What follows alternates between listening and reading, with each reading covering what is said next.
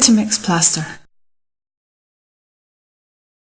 You will need plaster, a sieve, a bowl of cold water to mix your plaster into, and a larger bowl or basin of water that you can wash everything in. You will also need the mould you are planning to use, and for PPE you will need to wear latex gloves and a dust mask.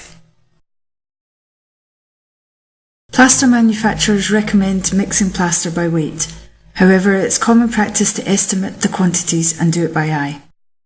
We're going to do what's known as the island method. Start by sieving the plaster into the water.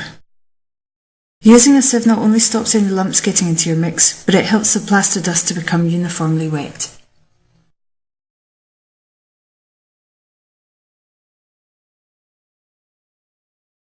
Move the sieve around as you go. The aim is to get the powder to land evenly at the bottom of the bowl, rather than in one central heap.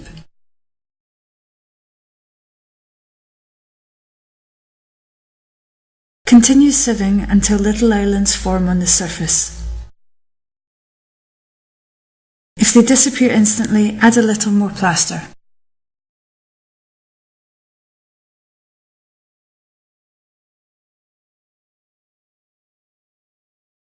Once you have added the required amount, allow the bowl to sit for a minute or so. This allows the islands to soak up the water, a process known as slaking. Now gently mix with your hands. Take care to squeeze out any lumps while blending the powder and the water together. Your mix should be the consistency of pancake batter, but it's important that you don't treat it like batter. If you mix it too vigorously, you will get lots of air bubbles.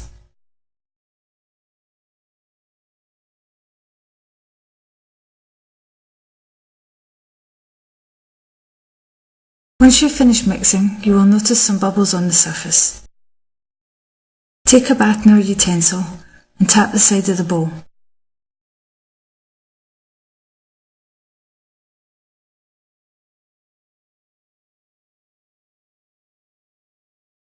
This will encourage any more trapped air bubbles to rise to the surface, where you can then swoop them to the side of the bowl and burst them. Now your plaster is ready to use.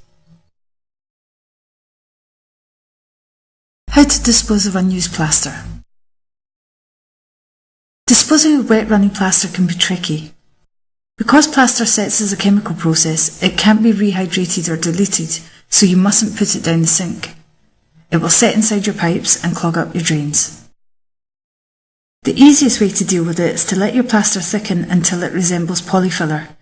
Then scoop it into a carrier bag. You can then dispose of this in the bin. The carrier bag is purely to contain the mess. Avoid leaving the plaster to set in the bowl. It can be difficult to get out without resorting to a hammer, and this will eventually damage the bowl. Now rinse out your mixing bowl in the basin of water you set aside earlier. If you let the basin sit for a while, the plaster will eventually settle on the bottom. Now you can siphon off the water into the sink.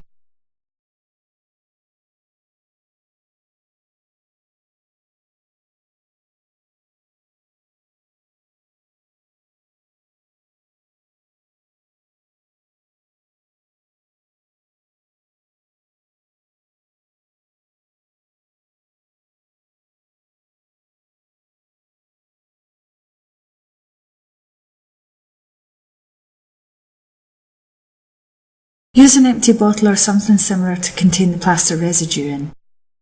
This can then go directly in the bin.